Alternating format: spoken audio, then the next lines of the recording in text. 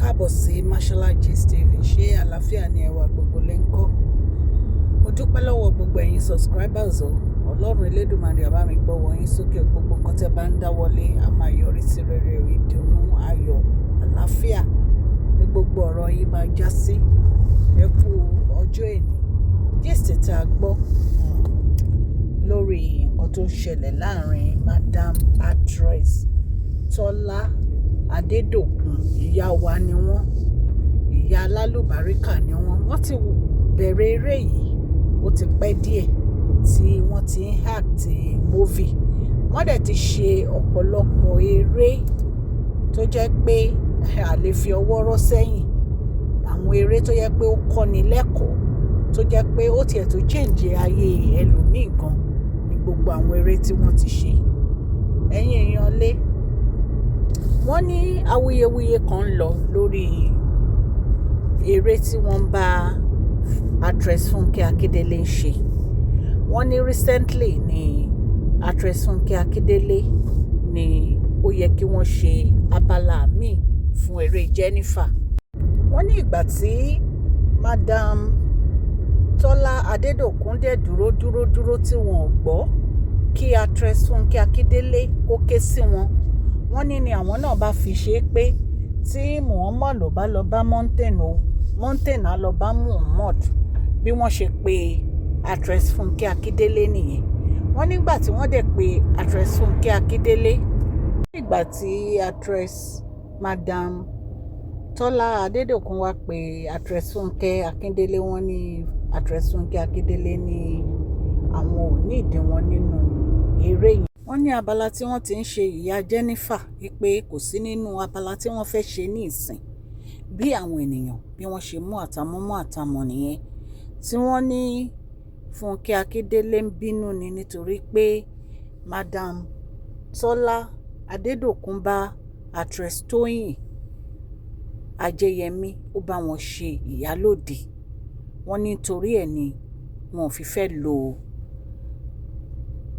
Madam Tola Adedokun ní inú eré Return Jennifer, èyí tí wọ́n tún fẹ́ ṣe abala èmi.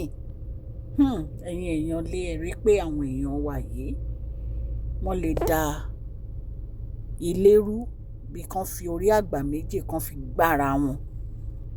Madam Tola Adedokun ní ọmọ ni actress Funke Akindele jẹ́ sí àwọn.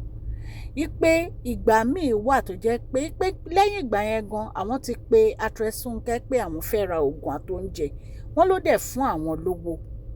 Wọ́n ní actress Funke ò fi ìgbà kankan ṣe wu ìwà tí ò dá sáwọn, wípé gbogbo ìwà tí actress Funke máa ń wù sáwọn wípé ìwà tó dáa ni, ipò máa ń tọ́jú àwọn gẹ́gẹ́ bí màmá.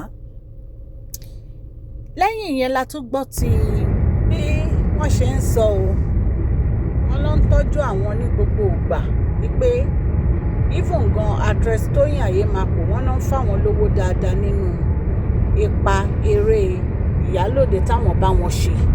Wọ́n ní àwọn méjèèjì wọ́n náà ń ṣe dáadáa sáwọn.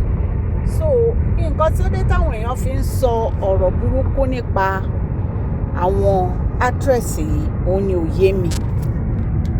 Then lórí actor Dele Odule, àwọn èèyàn ń bá wọn fa wàhálà lórí social media o. Wọ́n ní wọn ò jókòó ti ìyàwó kan àbí méjì, wọ́n ní obìnrin tó bímọ fún wọn ló lé ní 10. Ẹ̀yin èèyàn lé, wọ́n ní obìnrin oríṣiríṣi ló ń bímọ fún actor Dele Odule. Ṣé actor Dele Odule ṣé wọ́n ń tọ́jú àwọn ọmọ wọn àbí wọn ò tọ́jú àwọn ọmọ wọn? Ìyẹn ló ṣe pàtàkì. Ẹ̀yin náà mọ̀ pé ayé tá a wà yìí obìnrin ń du ọkùnrin ni. Lóòótọ́ ìdùnnú gbogbo wa ò ní kí obìnrin àtọkùnrin kan pẹ́ fúnra wọn, kí obìnrin pẹ́ nílé ọkọ, kí ọkùnrin náà kó má kó ìyàwó jọ, nítorí pé wàhálà ni ìyàwó kíkó jọ. Èmi ò nífẹ̀ẹ́ sí kọkùnrin máa kó ìyàwó jọ, ṣùgbọ́n kì í ṣe gbogbo ọkùnrin ló máa níyàwó ẹyọ kan. Bí a ṣe mọ̀, oríṣiríṣi ọkùnrin ló wà. ọkùnrin míì ó believe pé nǹkan tó ń fi máa ní girlfriend níta kó kúkú fẹ́ wọn wọlé gẹ́gẹ́ bí ìyàwó. So ẹ má bínú tẹ́ bá ń gbàrúwò. So ọkùnrin míì ó prefer láti ní gbogbo wọn nínú ilé gẹ́gẹ́ bí ìyàwó than kó lọ máa fẹ́ wọn síta gẹ́gẹ́ bí girlfriend. Nǹkan tẹ́ fi máa ń rí tí ọkùnrin míì tó máa ń níyàwó jọ nìyẹn. Kì í ṣe gbogbo ọkùnrin ló máa ń fẹ́ ṣe girlfriend kó dẹ̀ tún níyàwó ńlé. Then ọkùnrin míì wà tó yẹ pé tó bá commit pẹ̀lú obìnrin báyìí, ó máa fall in love pẹ̀lú obìnrin yẹn ni, á dẹ̀ fẹ́ gẹ́gẹ́ bí ìyàwó. Èmi ò mọ bí ọkùnrin ṣe lè share love ẹ̀ pẹ̀lú obìnrin 10 o. Ṣùgbọ́n àwọn tó ń ṣe bẹ́ẹ̀, I don't know why tó fi ń ṣe. So kókó nínú ọ̀rọ̀ actor Délé Odùlé ò ní pé tó bá ti ń ṣojúṣe àwọn ọmọ wọn, tó ti ń ṣojúṣe bàbá fún àwọn ọmọ wọn, tó ń tọ́jú àwọn ọmọ wọn, èmi ò feel pé wàhálà wà nínú ọ̀rọ̀ yìí.